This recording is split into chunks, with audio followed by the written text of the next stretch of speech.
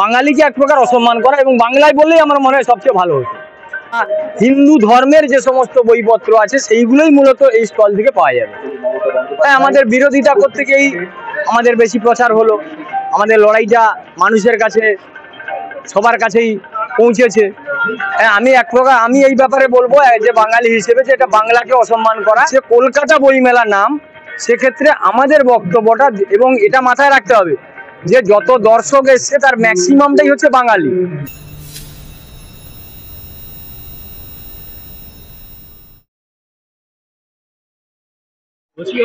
আজকে অনেক কষ্ট করে আমরা দেখতে পেলাম যে বইমেলায় আপনারা জিতলেন, এমনকি বইমেলা স্টল দেওয়া হলো, কি বলবেন?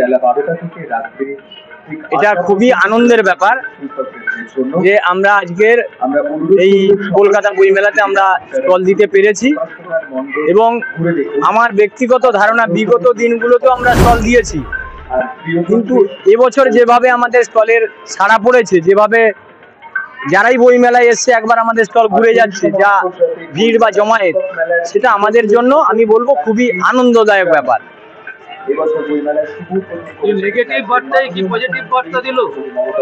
আমাদের বিরোধিতা করতে গিয়েই আমাদের বেশি প্রচার হলো, আমাদের লড়াইটা মানুষের কাছে সবার কাছেই পৌঁছেছে। মাঝে মাঝে না বাধা পাওয়ারও দরকার হয়, বাধা না পেলে নদীতে বেগ আসে না। তো সেই কারণেই এই বাধাটা আমি বলবো আমাদের জন্য খুবই মঙ্গলজনক হয়েছে। এটা রাজনীতির প্রশ্ন করতেই হচ্ছে এই কারণেই, কারণ আমরা দেখছি যে 2011 সাল থেকে টানা মুখ্যমন্ত্রী উদ্বোধন করে যাচ্ছেন, আমাদের কোনো আপত্তি ছিল না, মুখ্যমন্ত্রী উদ্বোধন করছেন খুব ভালো, কিন্তু এই বছরে যেভাবে দেখা যাচ্ছে আর্যিকর কাণ্ড নিয়ে যেভাবে তিনি উঠে পড়ে লেগেছেন ধামাচাপা দেওয়ার জন্য, বলা হচ্ছে যে রক্তখনি মমতা ব্যানার্জি। তো সেই রকম একজন মানুষকে দিয়ে বই উদ্বোধন বইমেলা উদ্বোধন না করিয়ে অন্য কাউকে দিয়ে উদ্বোধন করানো যেত।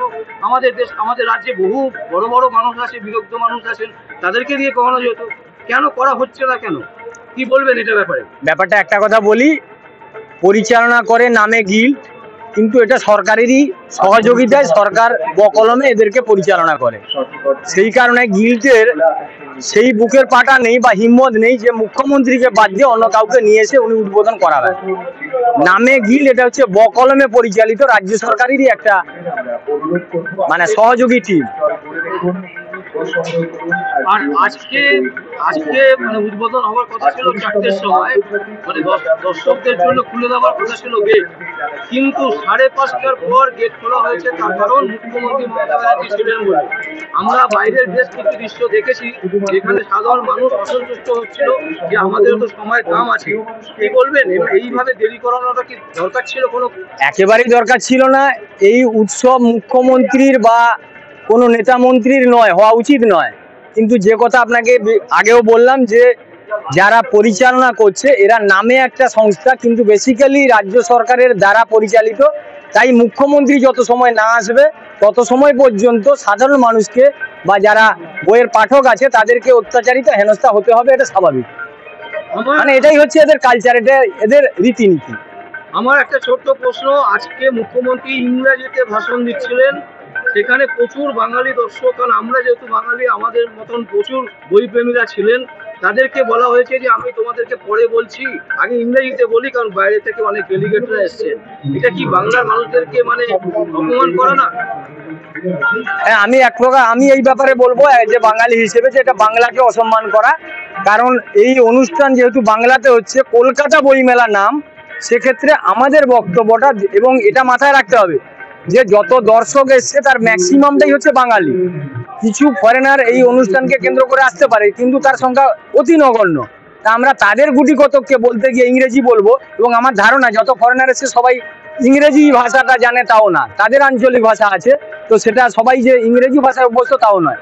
আমার মনে হয় এটা বাংলা বলাতেই ভালো ছিল। না, এখানে আমার প্রশ্নটা কিন্তু একটু অন্যরকম। আমি বলছি যে বাঙালি আমরা যারা আছি তারা কি ইংরেজি জানি না? উনি ইংরেজিতেই বলতো, কিন্তু তার জন্য বলা কি দরকার ছিল যে তোমরা বাঙালি, তোমরা বাংলা জানো, ঠিক আছে, তোমাদেরকে পরে বলছি বাংলাতে? এখানে আমাদেরকে অপমান করছে না? আমি তো বলছি যে বাঙালিকে এক প্রকার অসম্মান করা, এবং বাংলায় বললেই আমার মনে হয় সবচেয়ে ভালো হতো। আপনি ইংরেজিটা জানতেই পারেন, কিন্তু আমাকে আম আদমির কথা ভেবে বাংলায় বলাই ভালো ছিল।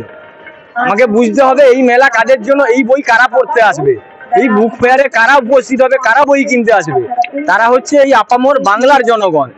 তাদেরকে মানে শিক্ষার জন্য, তাদের জ্ঞান গরিমা বৃদ্ধির জন্য এই মেলা।